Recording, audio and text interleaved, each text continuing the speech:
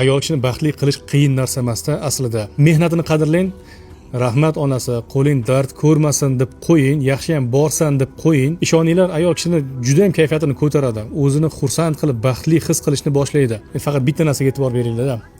Agar imkoniyatingiz bor bo'lib turib, faqatgina rahmat bilan cheklanib qolmang. Haligi qurumsoq va ziqna erkak kishi bo'lib qolmang. Bu masalasi alohida gaplashamiz, alohida video chiqaramiz erkak kishining saxovatligi haqida. Lekin shunchaki rahmat va minnatdorchilik bildirish ham ayol kishini xursand qiladi, baxtli qiladi. Rahmat degan so'zni eshitish ham qiyin bo'lib qolishligi haqida bizga shikoyatlar kelib turadi-da. Dardlar aytiladi. Shuncha mehnat qilamiz. Biz erimiz uchun turmush qurib shu oilaga keldik. Hech kim bizga rahmat deb ayta olmasa. Biz erimiz uchun erimizni ota-onasini qabul qildik. Erimiz uchun masalan erimizni qavm qarindoshlarini qabul qildik.